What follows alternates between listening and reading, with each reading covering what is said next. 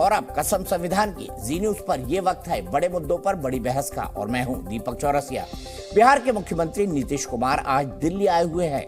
यूं तो बतौर सीएम नीतीश प्रधानमंत्री मोदी से मिलने पहले भी आते रहे हैं, लेकिन इस बार मोदी को पीएम की कुर्सी से हटाने का मिशन लेकर आए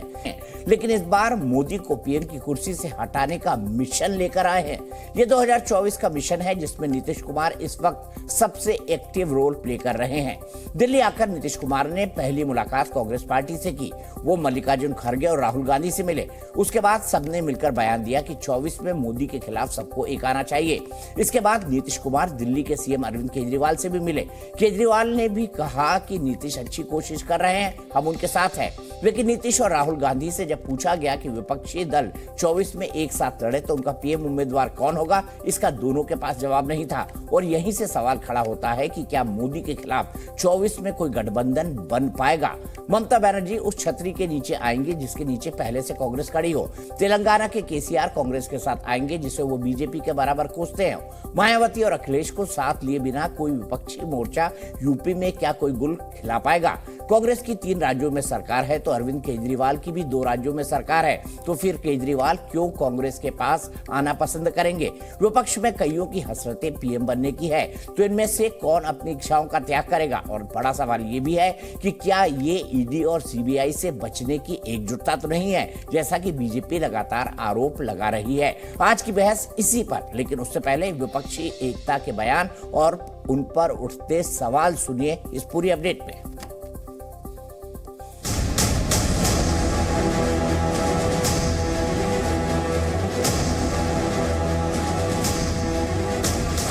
ये लोग तिल मिलाए हुए हैं, बौखलाहट में कुछ भी किए जा रहे हैं। जितनी भी पार्टियां हमारे साथ चलेंगी उनको हम सबको एक साथ लेकर जो देश में आइडियोलॉजिकल लड़ाई चल रही, विचारधारा की लड़ाई चल रही, उसको लड़ेंगे। अधिक से अधिक पार्टियों को पूरे देश में एकजुट करने का प्रयास करें। कुछ दलों ने मिलकर भ्रष्टाचारी बचाओ अभियान छेड़ा हुआ है। आज भ्रष्टाचार में लिप्त जितने भी चेहरे हैं वो सब एक साथ एक मंच पर आ रहे हैं। सभी पार्टियों को एकजुट करना और एक होकर आगे जो चुनाव आएंगे उस चुनाव में एकजुट दिखाकर लड़ना। भ्रष्टाचार के दलदल में डूबे कुछ दल जब एक जगह इकट्ठे होते हैं तो महागठबंधन बनता है। जो पार्टी को एकजुट नहीं कर पाए वो तथाकथित विपक्षी एकता के लिए निकल पड़े हैं। इनका केवल एक alliance of contradiction, alliance of corruption और अलायंस ऑफ कन्वीनियंस है।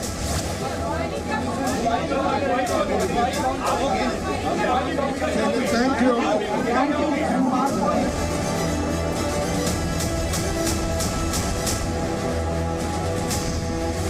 शायद आज़ादी के बाद की सबसे भ्रष्ट सरकार आज देश के अंदर है। सभी विपक्ष और सारा देश एक साथ आके इकट्ठा होके और केंद्र के अंदर सरकार बदले। जो परिवारवाद, भाई भतीजावाद और भ्रष्टाचार को पोषित करते रहे, उन्हें ईमानदारी से काम करने वालों से परेशानी हो रही है।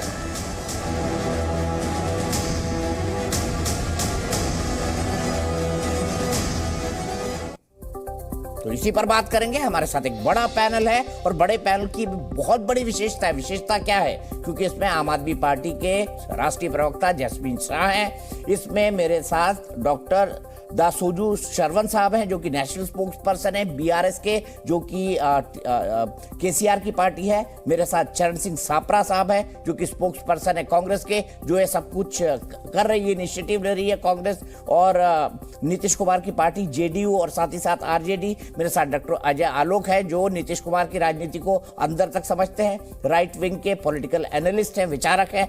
मेरे साथ के शर्मा जी है, राष्ट्रीय प्रवक्ता है भारतीय जनता पार्टी की। और के जी, मैं आपसे ही पहला सवाल, साथ ही साथ मेरे साथ संजय सरकार जी जुड़ेंगे, पॉलिटिकल एनालिस्ट हैं, पश्चिम बंगाल से आते हैं और तृणमूल कांग्रेस की तरफ उनका झुकाव है। हालांकि वो पार्टी के राष्ट्रीय प्रवक्ता नहीं है, लेकिन एक पॉलिटिकल एनालिस्ट के तौर पर संजय सरकार जी हमारे साथ जुड़ेंगे। के शर्मा जी, सबसे पहले मैं आपसे जानना और समझना चाहता हूं, मोदी के खिलाफ गठबंधन ने आकार लेना शुरू कर दिया है। नीतीश कुमार का आज का ये मूव, उसके बाद उनका अरविंद केजरीवाल से मिलना, क्या आपको नहीं लगता कि एक साझा गठबंधन या साझा प्रत्याशी या साझा एकता खड़ी हो सकती है यहां पर? दीपक जी, देखिए, लोकतंत्र में सभी पार्टियों को मौका होता है कि वो आपस में गठबंधन करके लड़ें या अकेले लड़ें, जैसा भी लड़ें। ये निर्णय विपक्ष को करना है और ये निर्णय हम 2014 से देखते आ रहे हैं।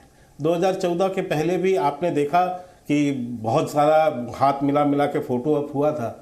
2019 के पहले भी आपने देखा, कर्नाटका हो, पश्चिम बंगाल हो, खूब फोटो अप होता है, अच्छी बात है और करना भी चाहिए। लेकिन परिणाम क्या आता है? परिणाम अभी तक जो देखने में आया, मैं तो उस पर बात करूंगा, भविष्य पे नहीं जाता, भविष्य पे तो समय बताएगा। लेकिन हाँ, हमने ये देखा कि इसमें कहीं कुछ ऐसा स्वरूप ना निकला और ना कोई संभावनाएं हमें दिखती भी हैं उसमें।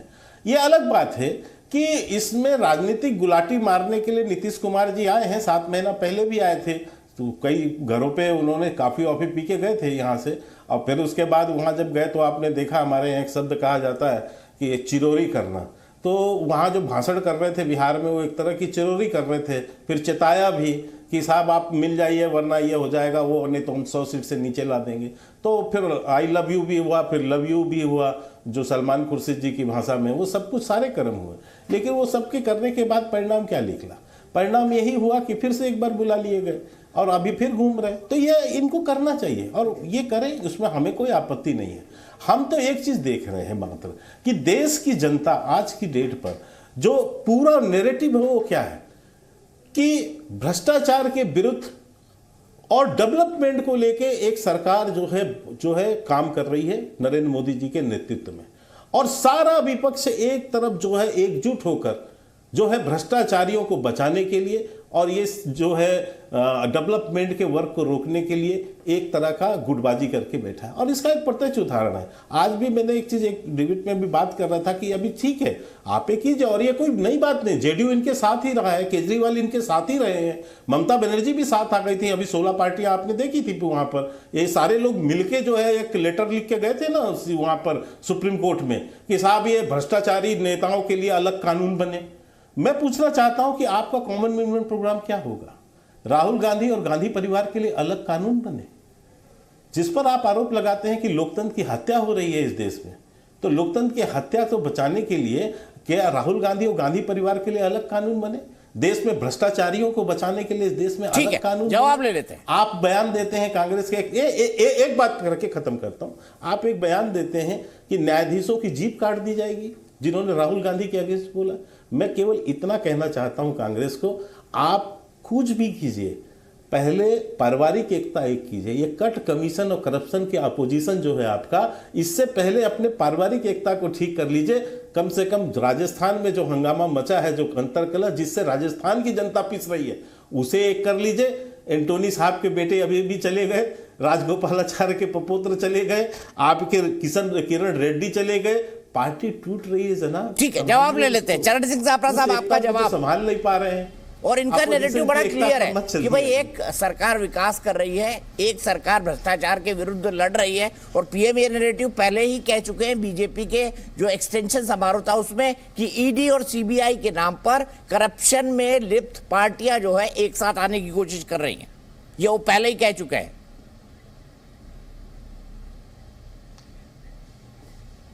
देखिए दीपक जी, जहां पर ये कहते हैं कि कांग्रेस के कुछ नेता छोड़ के जाने के लिए तैयार हैं वगैरह वगैरह, तो मैं इनको याद दिलाना चाहूंगा कि कर्नाटका में आज ही इनके पूर्व डिप्टी सीएम जो है सऊदी, वो भारतीय जनता पार्टी को उन्होंने छोड़ा है। जगदीश शेट्टार जो है वो भी छोड़ने के लिए तैयार है। यानी आप अगर हमारी तरफ उंगली करते हो तो 3 उंगलियां आपकी तरफ भी है। और जहां तक आप भ्रष्टाचार की बात करते हैं तो 40, अब बीच में मत बोलिए ना, 40% कमीशन खोरी की सरकार कर्नाटक में चला रहे हैं, इसलिए बोल रहा हूं। और वो करप्शन का भ्रष्टाचार का दोनों ने नहीं छोड़ा, हमारे पे लगाना चाहोगे?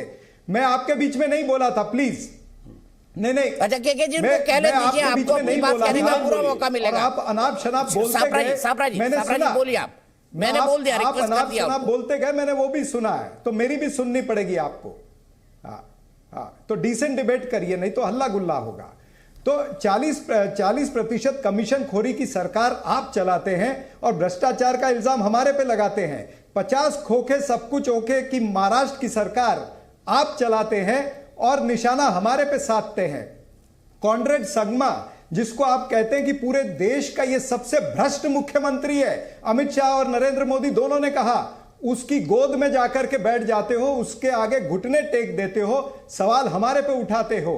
बंगारू लक्ष्मण से लेकर व्यापम का घोटाला हो, येडियुरप्पा का घोटाला हो, रेड्डी ब्रदर का घोटाला हो, तमाम सारे घोटाले भारतीय जनता पार्टी के नेता करते हैं। और भ्रष्टाचार का बात आए तो उंगली हमारे पर उठाते हैं। अरे क्या बातें आप करते हो? आप ये तो देखो कि पूरी भारतीय जनता पार्टी भ्रष्टाचार से लिप्त है। अडानी के मुद्दे पर आप अडानी का नहीं बोलना चाहते, ये नहीं बताना चाहते कि 20,000 करोड़ रुपया अडानी के पास कहां से आया। 48 शेल कंपनियां जो है उसकी कोई तहकीकात नहीं होगी। अडानी का, विनोद अडानी का और वो चोंगचुंग लिंक का क्या संबंध है? चीनी लोगों को आपने डिफेंस के कॉन्ट्रैक्ट दिए हुए हैं। पीएमसी जैसी फ्रॉड कंपनी जो चीनी कंपनी है, उसको कॉन्ट्रैक्ट अडानी के जरिए से गया है, उसकी तहकीकात आप नहीं करेंगे।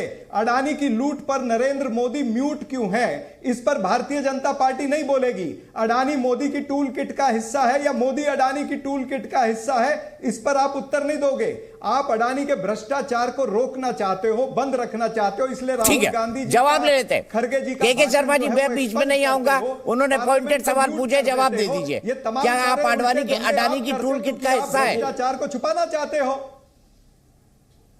देखिए, मैं बहुत शांति से एक जवाब देता हूं। पहले तो 2 चीज इनकी गलत जो बयानी थी वो मैं ठीक कर दूं। जो शेट्टार साहब के लिए इन्होंने कहा और ये कहा कोई नहीं गया है पार्टी से, और ये झूठ बोलना बंद करें।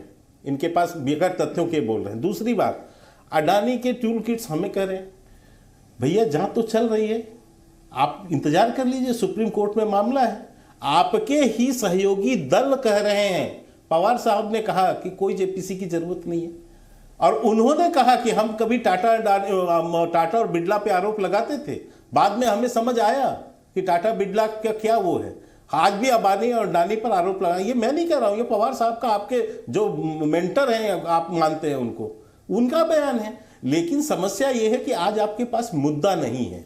मुद्दा नहीं है तो आप इस तरह के नैरेटिव गढ़ते हैं, जैसा आपने 2019 में राफेल के लिए नैरेटिव गढ़ा, और इसके बाद माफी भी मांगा सुप्रीम कोर्ट से अपनी गलती के लिए, और देश की जनता ने भी आपको जवाब दिया और हमें 282 से 333 सीट जिताया। तो आप ये करते हैं, आपके पास क्योंकि मुद्दा नहीं है तो ये सब आपको करना आपकी मजबूरी है। आप लड़ोगे किस विषय पर? क्योंकि आपको जो है आने वाले समय पर जो है यही नहीं, ना मुद्दा है, ना आपका नेतृत्व है, ना आपके पास कोई नीति है, ना नेता है, ना नेतृत्व है, ना नीति है, तो क्या करोगे आप? आपको इसी तरह जवाब लेने पड़ेंगे। चरण साहब, मैं आपके पास आऊंगा। नेतृत्व जो है उसको स्वीकारता आपकी पार्टी में नहीं है। ठीक है, मैं आपके पास आऊंगा आपकी पार्टी में, लेकिन मुझे इनका जवाब दे दीजिएगा। लेकिन मुझे पहले आम आदमी पार्टी के पास जाना है, बीआरएस के पार्टी के पास जाना है, और टीएमसी के पॉलिटिकल एनालिस्ट के पास भी जाना है। मैं सबसे पहले शरवण साहब आपसे पूछता हूं, क्या कांग्रेस से राष्ट्रीय स्तर पर अलायंस की कोई संभावना है शरवण साहब, बीआरएस की? क्योंकि नीतीश कुमार जी, उन्होंने अरविंद केजरीवाल से बात की है, जिसके लिए कांग्रेस पहले मना कर रही थी, लेकिन उन्होंने बात की है। यानी हो सकता है कि नीतीश कुमार जी कल आपसे भी बात कर ले। क्या आप इस ऐसे गठबंधन, नेशनल गठबंधन जिसमें कांग्रेस शामिल हो, उसमें शामिल हो सकते हैं? दीपक जी, पहले तो मैं आपको शुक्रिया अदा करना चाहता हूं, आपके शो में हमें बुलाया है। दूसरा है, गठबंधन कांग्रेस के साथ बीआरएस जाएगा नहीं जाएगा, ये मुद्दा से पहले मैं एक बात आपके सामने पेश करना चाहता हूं कि आज हिंदुस्तान में मोदी को हटाना है और देश को बचाने की ज़रूरत है। ये लोग, मैं शर्मा जी की बात सुन रहा था, उल्टा चोर कोतवाल को डांटे जैसा बात कर रहा था। आज पूरे भ्रष्टाचार, लोगों को धोखा किया है, जितने भी वादे किए हैं 2014 में वो फुलफिल नहीं किए हैं। आज मैं, बहुत सारे मुद्दे हैं, टाइम कम होगा शायद, मैं ज़्यादा नहीं बता सकता हूं, मगर आज माहौल ये है कि नरेंद्र मोदी साहब को हटाना और देश को बचाना, संविधान को बचाना और लोकतंत्र को बचाना, ये पूरे हिंदुस्तान में है। सो हर पॉलिटिकल पार्टी के ऊपर जिम्मेदारी है और हमारे ऊपर भी जिम्मेदारी है। ये जिम्मेदारी जो है सो केसीआर साहब ने पिछले 6 साल से निभाते आ रहे हैं। उन्होंने हिंदुस्तान में जितने भी नेता लोग हैं, जो लोग मोदी के खिलाफ में लड़ने के लिए तैयार हैं, उन सब के पास गया। ममता बनर्जी के साथ हो या बिजू पटनायक जी के साथ हो या हेमंत सोरेन जी के साथ हो, अखिलेश यादव जी के साथ हो, तेजस्वी यादव जी के साथ हो या नीतीश कुमार जी के साथ हो, हिंदुस्तान में जितने भी नेता हैं उन सब के पास, उनके घर को गया, उनके कार्यालय को गया, उनसे बात किया, एक स्ट्रैटेजी बनाने की कोशिश किया और आज भी वही काम पे लगे रहे हैं केसीआर साहब, मोदी को हटाना और देश को बचाने के लिए। और महाराष्ट्र भी हम जो है सो हमने अभी लोकल बॉडी इलेक्शंस में कंटेस्ट करने के लिए हम तैयार हो रहे। तो बात यह है, कांग्रेस के पास जाएंगे ना जाएंगे बात ये नहीं है। आज मोदी को गद्दे से उतारने के लिए एक क्रेडिबल लीडरशिप की जरूरत है, प्रूवन कॉम्पिटेंसी है, सो लीडरशिप की जरूरत है, हाई परफॉर्मिंग जो आदमी ने जो नेता ने बताया उनकी जरूरत है। आज हिंदुस्तान में तेलंगाना मॉडल एक जगमगाता हुआ एक मॉडल नजर आ रहा है। किसान के डेवलपमेंट के लिए समझो या पानी लाने के लिए बात समझो या ड्रिंकिंग वाटर देने की समझो और एसेट क्रिएशन का, वेल्थ क्रिएशन करने में भी आज तेलंगाना एक नया मॉडल डेवलप हुआ। यह मॉडल पूरा हिंदुस्तान में अमल होने की जरूरत है। दूसरा है कांग्रेस, मैं राहुल जी के साथ काम किया था। दीपक जी एक 30 सेकंड, दीपक जी 30 सेकंड आप बोल चुके हैं ऑलरेडी। आज मैं राहुल जी के साथ मैंने खास काम भी किया था। अनफॉर्चुनेटली जितना भी उन्हें काम किए उस तरीके से उनको जो है सो आदर लोगों में नहीं मिल रहे हैं और पार्टी भी जितना मजबूत होना उतना मजबूत नहीं हो रहे। आज मोदी से लड़ने के लिए एक मजबूत ताकत की जरूरत है, एक विजनरी लीडरशिप की जरूरत है, एक हाई परफॉर्मिंग प्रूवन लीडरशिप की जरूरत है। आपको आज राहुल गांधी से ना हो पाएगा तो केसीआर जी को मुख्यमंत्री पद का उम्मीदवार होना चाहिए इस गठबंधन का। आप पद की बात कर रहे हैं, मैं ये बात कर रहा हूं कि कौन लीड करना चाहिए ये गठबंधन को, लीड कौन नरेंद्र मोदी वही कह रहा हूं, जो लीड करेगा वही तो, मोदी जी हट जाएंगे तो जो लीड करेगा वही पद पे बैठेगा ना शरवण साहब। वो इलेक्शंस के बाद की सिनेरियो है। आज के दिन गठबंधन को जो नेता प्रूवन परफॉर्मेंस है, क्रेडिबिलिटी है, विजनरी है और लड़ने की जज्बा है, वो आदमी जो है मुख्यमंत्री कह दिया, प्रधानमंत्री की बात हो रही है 543 की 543। ठीक है डॉक्टर अजय आलोक, हो पाएगा ये? क्योंकि हाई परफॉर्मेंस मुख्यमंत्री कौन है? अरविंद केजरीवाल अपने आप को कहते हैं, अपने क्या बोलते हैं, नीतीश कुमार जी अपने आप को कहते हैं, केसीआर जी की पार्टी ऑब्वियसली उनकी बात करेगी और ममता बनर्जी अपनी पार्टी के लिए कहती है हाई परफॉर्मेंस मुख्यमंत्री। क्या ऐसा कोई हाई परफॉर्मेंस व्यक्ति है जो मोदी को टक्कर दे सकता है 2024 के चुनाव में? आपको क्या दिखाई देता है पूरे विश्लेषण से? देखिए मुझे दीपक जी, मैंने कई बार आपको कहा है कि ये सब कयावत अभी चलते रहेगी जब तक चुनाव नहीं होते, और यकीन मानिए ये सब एक हैं, ये सब एक हो जाएंगे, एक छतरी के नीचे आ जाएंगे। अगर बीजेपी 272 के नीचे गई तो तमाम ईगो को रख के धर के अपने विचारधारा, अपनी आइडियोलॉजी सब कोने में चली जाएगी मोदी को हटाने के लिए। सब अगर बीजेपी 272 के नीचे गई, सब एक होके कोई ना कोई नेता भी चुन लेंगे, एक सरकार भी बन जाएगी, भले जितने दिन चले उससे कोई मतलब नहीं।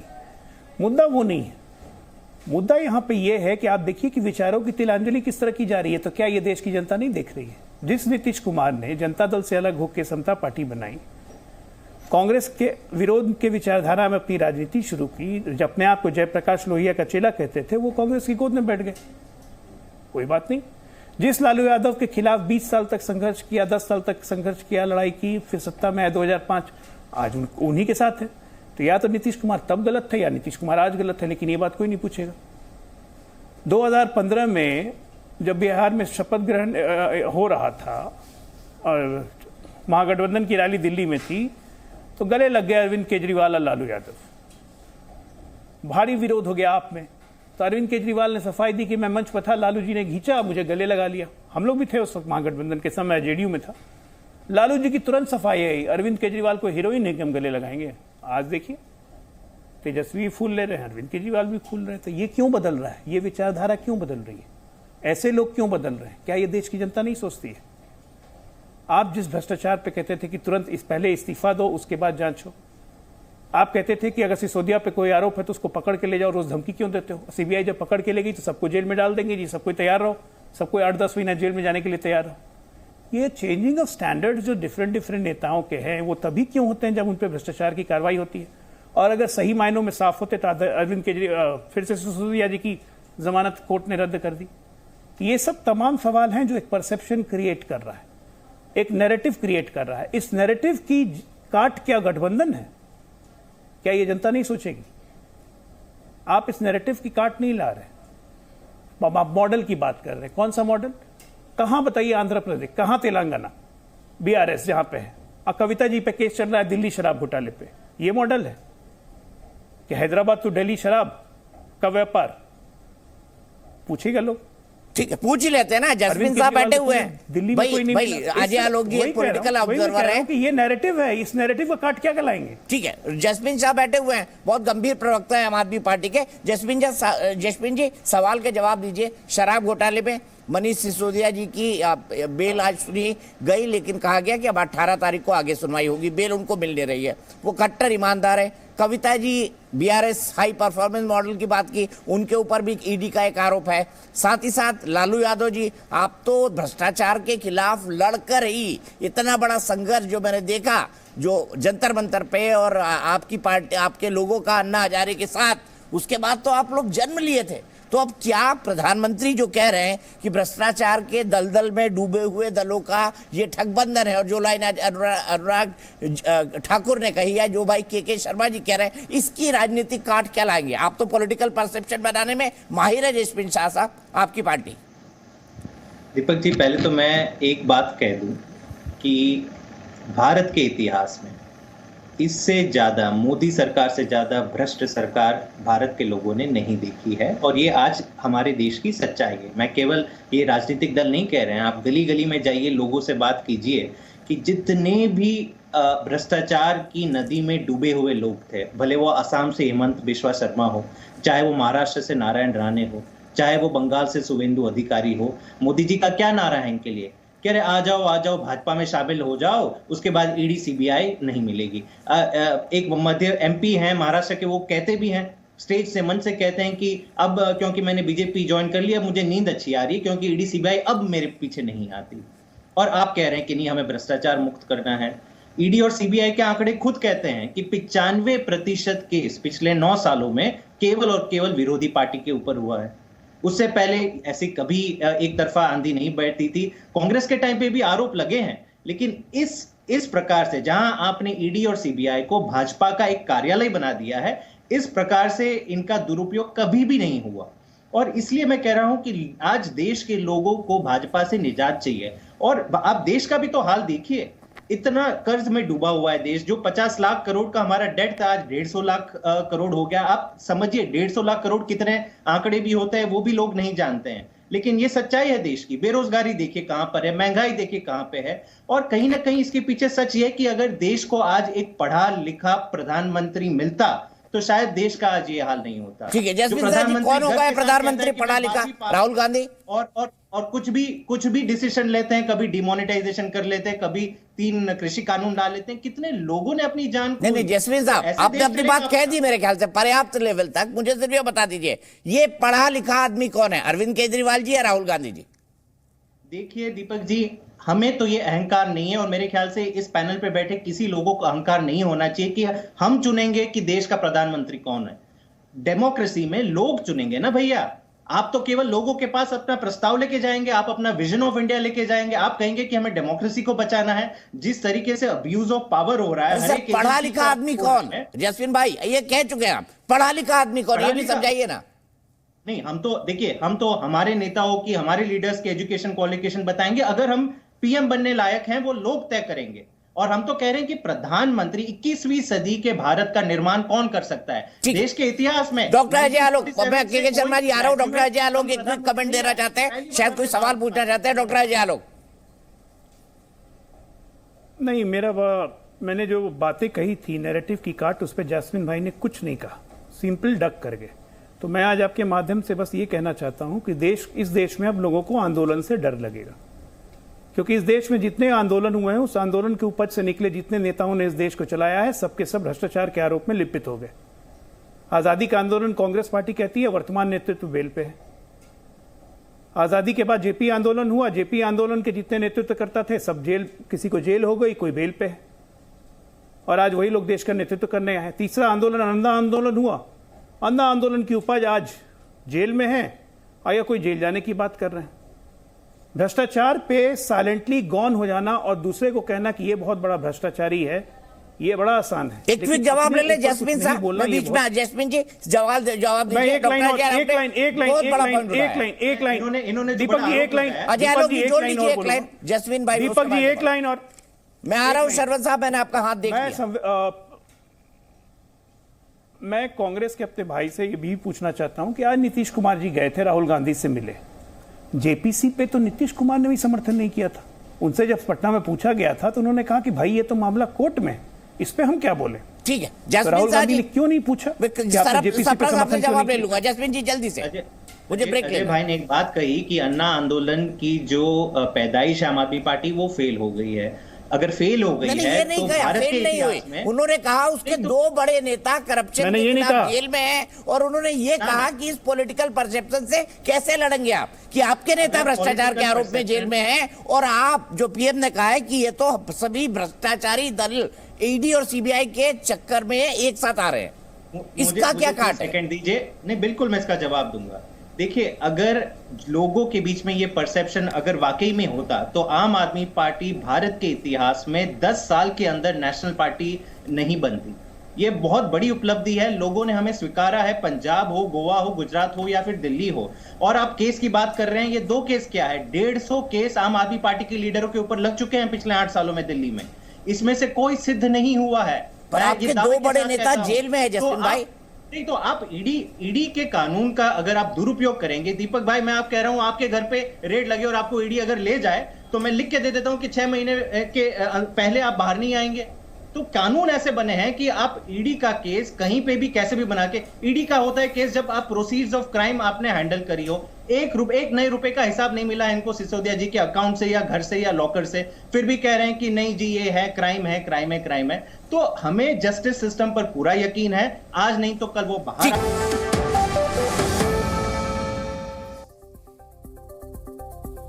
कसम संविधान की में आपका एक बार फिर स्वागत है। आइए, अभी बैठक खत्म हुई आपसे कुछ मिनटों पहले अरविंद केजरीवाल जी और नीतीश कुमार जी की। आइए सुन लेते हैं दोनों ने क्या कहा गठबंधन के बारे में। अधिक से अधिक विपक्षी पार्टियों को एकजुट करेगी। कांग्रेस और आम आदमी पार्टी अब आज देख लीजिए, बाकी सब पर कोई कमेंट नहीं करना, एक लाइन में बता दिया कि हम लोग अब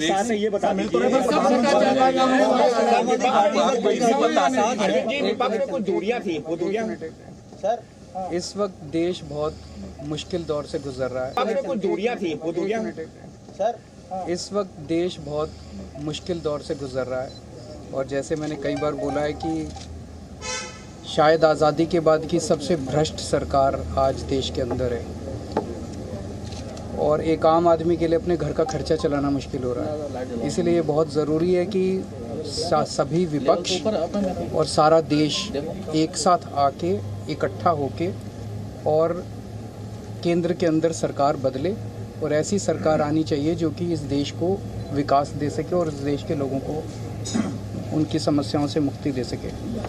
नीतीश जी ने पहल की है और सबको इकट्ठा कर रहे हैं, लोगों को इकट्ठा कर रहे हैं, विपक्ष को इकट्ठा कर रहे हैं, दलों को इकट्ठा कर रहे हैं, और बहुत अच्छा वो कर रहे हैं। हम पूरी तरह से इनके साथ हैं, और जिस तरह से ये सबको जोड़ रहे हैं हम उनके साथ हैं। नीतीश जी में पीएम की क्वालिटी है, ये सब एकदम पूरा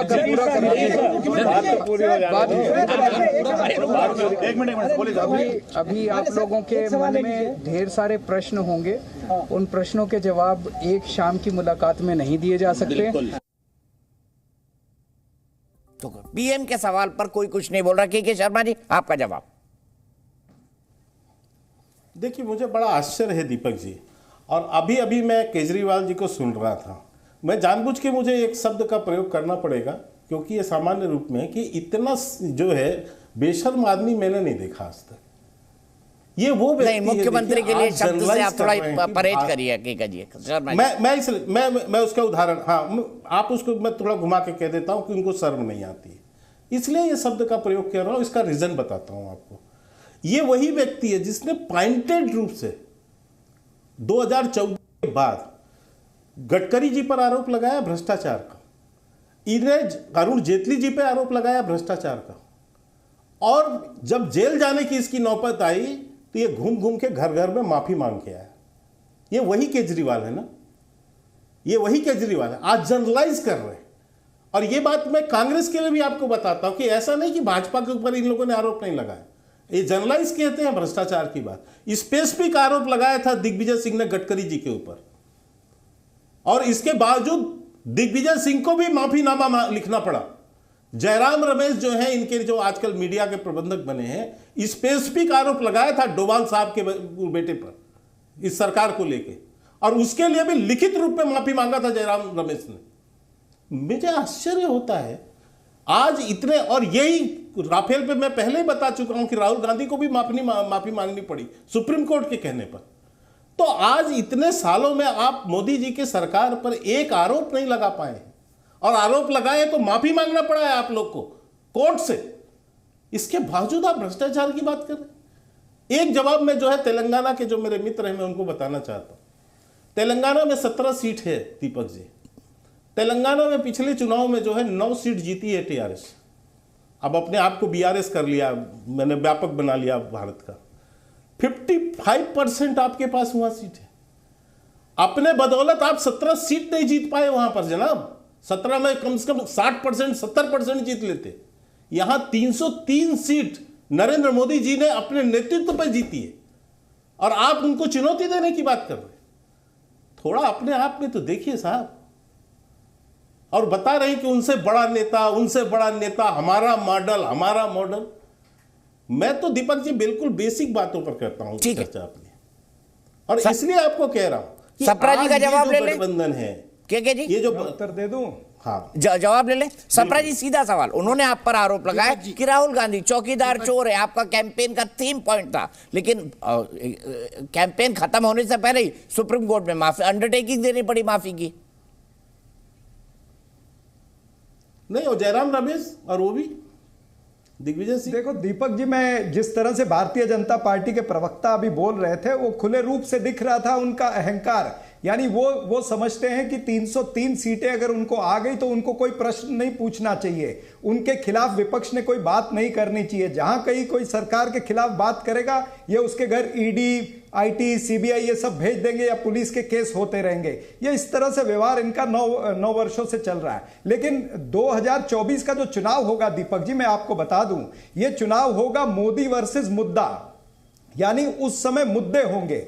मुद्दे क्या होंगे? जिस तरह से भारतीय जनता पार्टी की एक नई योजना आई है, भगोड़ा बचाओ भगोड़ा भगाओ, यानी क्रोनी कैपिटलिज्म, घोर पूंजीवाद, जिसमें इन्होंने कुछ उद्योगपतियों को जो पैसा लेकर के भागे उनको भगाया है। फिर वो चाहे नीरव मोदी है, मेहुल चोकसी है, या फिर ललित मोदी है, या अभी अडानी है। तो ये घोर पूंजीवाद का विषय जो है ये बड़ा मुद्दा बनेगा। दूसरी बात सर, ऐसा ना बोलिए, अडानी कहाँ भागे सर? 100 smart city. अरे प्लीज चरण सिंह साहब, प्लीज फैक्चुअली करेक्ट है, अडानी कहीं नहीं भागे सर। अडानी कहीं नहीं भागे हैं। अडानी को भगा देंगे, मैं ये बोल रहा हूं। मेरी बात नहीं, ये नहीं कहा था आपने, कहा अडानी भी भागे हैं। प्लीज फैक्चुअली करेक्ट भागे हैं, लेकिन भाग सकते नहीं। सॉरी, अगर मैंने ऐसे बोला तो गलत है, फिर मैं उसको करेक्ट करता हूं, अगर बोलते बोलते मुंह से निकला है तो दूसरी बात यह है कि मुद्दे और क्या होंगे? मुद्दे होंगे 100 स्मार्ट सिटी जो इन्होंने वादा किया था। मुद्दा होगा जो इन्होंने कहा था कि हम भुखमरी हटाएंगे। 27 करोड़ लोगों को ये भुखमरी रेखा से नीचे ले गए हैं। 82 करोड़ लोगों को इन्होंने 5 किलो के सरकारी अनाज पर छोड़ दिया है। उसके बाद में ये कहते थे कि महंगाई कम होगी। डीजल पेट्रोल के भाव कहां पहुंच गए हैं? जो ये कहते थे 35 रुपए में डीजल पेट्रोल मिलेगा, वो आज 100 के करीब पहुंचा हुआ है। गैस का सिलेंडर ये कहते थे कि हम 400 रुपए का कर देंगे, वो कहां पर 1100 रुपए तक पहुंच गया है। यानी हर चीज, हर वस्तु महंगी हो गई है। डॉलर ये कहते थे 40 रुपए पर आएगा, डॉलर 83 रुपए तक पहुंच गया। एक लाइन का जवाब आज ये वस्तु स्थिति देश के अंदर जो है, ये मुद्दे आएंगे आगे। ठीक है, एक लाइन का जवाब के शर्मा जी। मुझे संजय सरकार जी के पास जाना है, बहुत देर से बिठाया है। जैस्मिन भाई को भी बोलना है और शरवण भाई को भी। बस मैं एक लाइन बोल देता हूं मात्र। देखिए, इन्होंने कहा इनका अहंकार। चल भाई आएंगे, अभी एक राउंड है हमारे पास। देश की जनता कर दूं पूरी, फिर चलिए कर दीजिए। के शर्मा जी एक लाइन पूरी करनी है, कर लेने दीजिए। बोल लीजिए सपना साहब, कोई दिक्कत। मैं पूरा कर दूं, फिर इनको उत्तर देने में सरलता होगी जरा। देखिए, ऐसा है कि 2004 में भी यही बात निकली थी कि एक तरफ अटल बिहारी वाजपेयी जी का चेहरा था और विपक्ष के पास में कोई एक चेहरा नहीं था। और उस समय भी कहा जाता था, शाइनिंग इंडिया कैंपेन बनी कि विपक्ष के पास में कोई चेहरा नहीं है, अटल बिहारी जी बड़ा चेहरा है। हुआ क्या, 2004 में श्रीमती सोनिया गांधी जी के नेतृत्व को लोगों ने स्वीकारा, 140 सीटें हमारी आई। कुछ अलायंस प्री पोल हुए, कुछ अलायंस पोस्ट पोल हुए। डॉक्टर मनमोहन सिंह एक बेहतरीन प्रधानमंत्री बने। ठीक है, हो गई आपकी बात। 2004 फिर से होगा। के शर्मा जी छोटा सा, अगर आपको अभी नहीं नजर आता, लेकिन चेहरा निकलेगा। मैं छोटा सा जवाब दे देता हूं। मुद्दा होगा मोदी वर्सेस मुद्दा। मैं देखिए दीपक जी, मैं बिल्कुल इस बहुत छोटे से जवाब देता हूं। इन्होंने कहा हमें अहंकार है। हमें अहंकार नहीं है, लेकिन देश का यदि देश का जो जनमानस है या देश की जनता यदि हमें आशीर्वाद देती है तो हमारे कामों के बल पर देती है। 303 सीट ऐसे तो नहीं दिया उन्होंने। तो वो अच्छा, ये भी साथ साथ जवाब दे दूं आप पार्टी का कि उस समय जनता को पता था कि मोदी जी कितने पढ़े, तो इस पे ही निर्णय दिया है। इसलिए आप उसकी बात अब बीच में मत बोलिए साहब। दीपक जी, मैंने बीच में नहीं बोला, थोड़ा दूसरा इन्होंने ईडी और सीबीआई और इसकी बात की। मैंने पहले ही अपने स्टेटमेंट में कहा कि ये सारा कुछ लेकर आप सुप्रीम कोर्ट गए थे, अभी गए थे, और किस ढंग से सुप्रीम कोर्ट ने आपको लताड़ लड़ाई और आपको कहा, आपने कहा हमारी विपक्ष की वो कम हो रही है। उन्होंने कहा ये जनता की अदालत में तय होगा। ठीक है, संजय सरकार जी, क्या लिस्ट करके नाम दिया? क्या कांग्रेस की छतरी के नीचे टीएमसी आएगी? क्योंकि कांग्रेस का गठबंधन सीपीआई और सीपीएम से भी है। क्या बीजेपी बड़ी दुश्मन है? देखिए, मैं एक चीज आपको बताना चाहता हूं दीपक जी, गुड इवनिंग। आज कंपलसरी वोटिंग लिस्ट बहुत ज्यादा हो गया मेरे लिए, शायद मेरे लिए कंपलसरी वोटिंग लिस्ट की इजाजत है।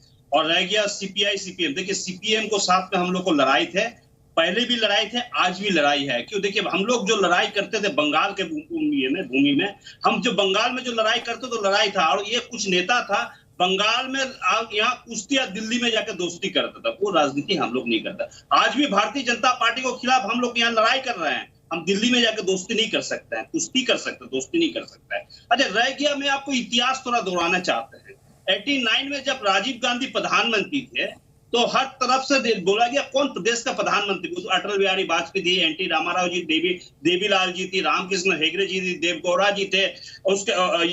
इसके अलावा बहुत सारे नेता लोग थे। कौन प्रधानमंत्री बनेंगे, इसके बहुत बड़ा सवाल था। लेकिन उस समय वीपी सिंह चुनाव जीत के आए, प्रधानमंत्री बन गया और राजीव गांधी को हटना पड़ा था बोफर्स के मामले में। तो ये कहने का मतलब है कि अदानी को मामले में 24 में आपको बिल्कुल जानकारी रख दीजिए, ये 24 में नरेंद्र मोदी जा रहे हैं। मैं एक चीज बताना मेरे देश का आदरणीय प्रधानमंत्री है, आदरणीय प्रधानमंत्री को एक चीज आपको चैनल के माध्यम से बताना। देखिए, एक तस्वीर हम दिखा रहे हैं यहाँ पर।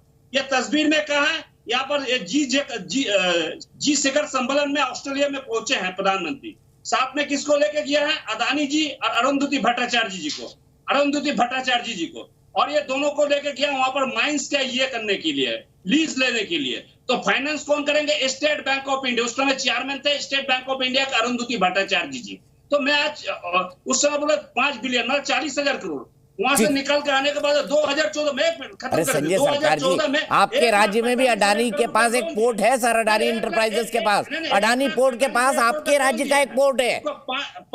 5 पैसा संजय सरकार जी और मैं आदरणीय प्रधानमंत्री को पूछना चाहते हैं, अच्छा आप भाजपा पक्ष को पास में भी इसको लेके किए थे, आप अदानी जी को सेल्समैन है ठीक है, ठीक है, चलिए मैं चाहता हूं प्रधानमंत्री के लिए थोड़ी सम्मानजनक शब्दों का इस्तेमाल हो। के शर्मा जी ने बेशर्म कहा एक मुख्यमंत्री के बारे में, मैंने उनको टोका। आप भी इस बात का थोड़ा ख्याल रखिए। मैं सीधे जसमीन शाह के पास चलता हूं, एक छोटा सा सवाल उनसे पूछना है क्योंकि अरविंद केजरीवाल जी भी यहां पर आए। जसमीन भाई, मुझे एक बात बताइए, आपकी भ्रष्टाचार की लड़ाई, मैं तो अन्ना आंदोलन का भी साक्षी हूं, जंतर मंतर का भी साक्षी हूं, मैंने 2004 में भी सरकार बनते देखी, मैंने शाइनिंग इंडिया भी देखा, सब देख चुका हूं। मुझे सिर्फ एक बात बताइए, आप धुर विरोधी थे लालू प्रसाद यादव जी के, आज आप उनके बेटे के साथ खड़े थे। आप धुर विरोधी थे लालू प्रसाद यादव जी के करप्शन के बारे में। मनोज झा जी जो आरजेडी के एमपी है, वो आपके पीछे खड़े थे।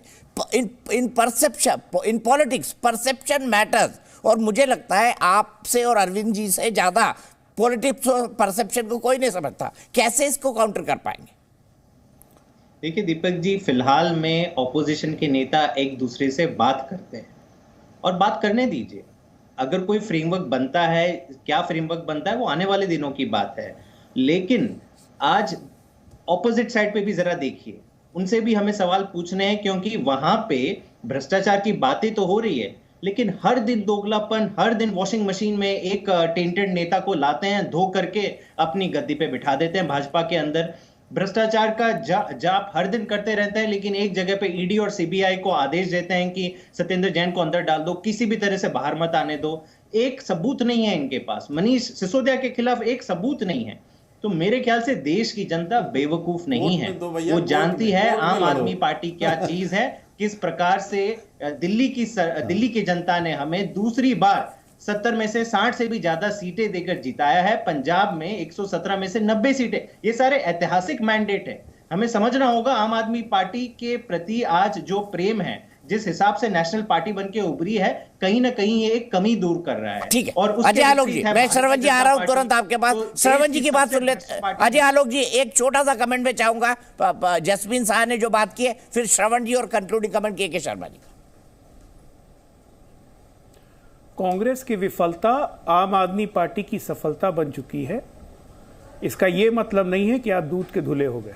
परसेप्शन राजनीति होती है, राजनीति ही परसेप्शन होती है। तो अपने परसेप्शन को कैसे आप सुधारेंगे, कैसे ठीक करेंगे, इसकी जिम्मेदारी है। और कांग्रेस इस बात को समझती है कि विपक्ष का स्पेस आप उसको रिप्लेस करते जा रहे हैं। पंजाब कोई आपकी सफलता नहीं थी, कांग्रेस से लोग फ्रस्ट्रेटेड हो चुके थे, अकाली से फ्रस्ट्रेटेड हो चुके थे, बीजेपी की अपनी जमीन थी नहीं, वो तो 3 साल बाद पता चलेगा। लेकिन अरविंद केजरीवाल की जो एक इमेज थी, उस पर बहुत बड़ा डेंट लगा है, और ये सब करके ये डेंट और बढ़ते जा रहा है। और एक बार परसेप्शन बदलता है और बिगड़ता है तो बनता नहीं है, ये ध्यान रखिएगा। ठीक है, श्रवण साहब आप कुछ जोड़ना चाह रहे थे, मुझे बताइए। आपने कहा तेलंगाना मॉडल, लेकिन आपके पास है 17 सीटें, जिसमें से आपने 9 जीती। जो के शर्मा जी का पॉइंट था वो भी वैलिड है। जसमीन शाह आपके सबसे नजदीकी सहयोगी है, मेरे ख्याल से मैं गलत नहीं हूं तो पंजाब में 13 या 11 सीट है, दिल्ली में 7, तो टोटल मिला के 20 के आसपास, चलो मैं 13 जोड़ देता हूं, 20 के आसपास सीटें इनके पास है 543 में से। आपके पास है 17 सीटें। क्या 17 और 20 ये दोनों मिलकर दावेदारी कर सकते हैं 543, जिसमें 272 का बहुमत है? सब एक एक बूंद मिलकर जो है सो समुंदर बन जाता है। आज बीआरएस जो है सो सिर्फ 17 सीट के बल पर लड़ना नहीं चाहता है, पूरा हिंदुस्तान की आवाम को जोड़ना चाहता है। पूरा हिंदुस्तान में जितने भी पॉलिटिकल पार्टीज़ मोदी के खिलाफ लड़ना चाहते हैं, उन सबको जोड़ना चाहता है। दूसरा एक लफ्ज़ मैं आपके सामने पेश करना चाहता हूँ। मैं आपका जो स्पोक्स पर्सन है उन्हें भी ये भी बताया था, बहुत अच्छी बात लगाया था। आज के टाइम पे हर लोग जोड़ने के लिए, मिलने के लिए, मोदी के खिलाफ में लड़ने के लिए जो है सो बात करते हैं, चर्चा करते हैं। बात ये की है, आज नरेंद्र मोदी 2014 में जब हुकूमत में आने की कोशिश किए हैं, बहुत सारे वादे किए थे। 2 करोड़ नौकरी समझो, काला धन वापस लाने की समझो, या किसानों की इनकम को डबल करने की समझो, ऐसे बहुत सारे वादा किया और पूरे वादे को इंप्लीमेंट नहीं किए हैं, धोखा किए हैं। आज जो गठबंधन बनती है, ये गठबंधन कौन से मुद्दे पर लोगों के सामने जाती है? केसीआर साहब ने एक मुद्दा ऑलरेडी लगाया है, अब most deprived section of Hindustan में जितने भी दब गए सो परेशान में है सो जनता है वो किसान है, और and we are an agrarian economy. तो ये किसान, अब की बार किसान सरकार बोल के जो निनाद लेकर के केसीआर साहब ने आगे आए, और गठबंधन भी सोचना चाहिए what is the alternative agenda we are going to put for the country. दूसरी बात है, आज पीएससी को बचाने के लिए जो है सो वैजाग स्टील प्लांट को बचाने के लिए केसीआर साहब ने नारा उठाया, बचा रहे, अदानी के खिलाफ में लड़ाई जारी की है। तो आज बात यह है, आंकड़े की बात नहीं है, मुद्दे की बात है। आज हम सब मिलकर जो है सो एक नई मुद्दा बनाना है, मोदी को बराबर नीचे लाने की जरूरत है। मैं एक ही बात शर्मा जी को बताना चाहता हूं, भ्रष्टाचार के बारे में मैं ज्यादा नहीं बोलना चाहता हूं, उल्टा चोर कोतवाल को डांटे जैसा उन्हें सबको डांटते जा रहा है। मैं एक बात सुब्रमण्य स्वामी को आपने, आपका बीजेपी का एमपी को आप लाइन में ला करके, नरेंद्र मोदी साहब भ्रष्टाचार नहीं है, बहुत दूध के धुले है बोल के उनसे अगर बोलने लगाए तो मैं मानता हूं कि नरेंद्र मोदी साहब बहुत ठीक है। ललित मोदी कौन है, नीरव मोदी कौन है, महिल चोस्की कौन है, विजय माल्या कौन है, अदानी कौन है, अंबानी कौन है? ये अद्वानी वाजपेयी का पार्टी नहीं है, ये नया पार्टी है। अमित शाह और अदानी का अमित शाह और नरेंद्र मोदी का पार्टी, ये अदानी अंबानी का पार्टी है। लोगों को लूट रहे, लोग समझ रहे, लोग बराबर। के शर्मा जी जवाब, चरण साहब आपने अपनी बात कह दी, कंक्लूडिंग कमेंट के शर्मा जी का। नहीं, मैं केवल दीपक जी, आपने जो आंकड़े बताए उस आंकड़े में एक छोटी सी चीज ऐड कर देता हूं आम आदमी पार्टी के लिए। आपने बताया कि दिल्ली और पंजाब मिलके 20 सीट है लोकसभा की। अभी जैस्मिन साहब बड़े अपनी वो गा रहे थे, उपलब्धियां गा रहे थे कि हमें साथ इतना बहुमत मिला, इतना मिला। अरे जनाब, दिल्ली में 0 सीट है आपके पास लोकसभा में, और पंजाब में भी लोकसभा में 0 सीट है। आप विधानसभा में जीते हैं, लोकसभा में नहीं। लोकसभा में देश की जनता ने दोनों राज्यों में आपको 0-0 सीट दिया। आज पूरे संसद में आपका एक सांसद नहीं है आप पार्टी का लोकसभा में। तो आप इतनी ऊंची ऊंची मत गाइए, पहले एक सीट जीत कर आइए फिर आप बात कीजिए। दूसरी बात मैं बीआरएस के मित्रों को कहना चाहता हूं कि आप ये जो कह रहे हैं कि 2014 में, तो 2014 के बाद 2019 का चुनाव हुआ था सर, और 2019 में भी यही सब विषय थे, और देश की जनता ने हमें 282 से 303 सीट दिया। मोदी जी के कामों पर, हमारे डेवलपमेंट के काम पर हमें दिया। और आज भी उसके बाद लगातार जो चुनाव हो रहे हैं, सबसे ज्यादा सफलता यदि प्राप्त है तो भारतीय जनता पार्टी को है। 2022 में 7 राज्यों में चुनाव हुए, 5 राज्यों में भारतीय जनता पार्टी जीत के आई। इस 2023 की शुरुआत में 3 राज्यों में चुनाव हुए, तीनों राज्यों में भारतीय जनता पार्टी की गठबंधन की सरकार बन के आई। तो हमें किस लिए ठीक है, इसलिए मिल रहा है क्योंकि सप्रा साहब को जोड़ना चाहते हैं। सप्रा साहब एक लाइन में के शर्मा जी कंक्लूड कर देंगे, एक लाइन में बोलिए। तो मैं यही कहना चाहता हूं कि भारतीय जनता पार्टी कितना ही स्पष्टीकरण दे रहे, लेकिन जनता जानती है कि नरेंद्र मोदी जी का पाप का घड़ा भर चुका है। जनता आपकी नैरेटिव अच्छे से जानती है, पार हो चुकी है, जो जिसका नेता मां बेटे जेल से बेल में हो भ्रष्टाचार पे, उन्हें बात नहीं करनी चाहिए। ठीक है, मैं यहीं पर रुकूंगा। मैं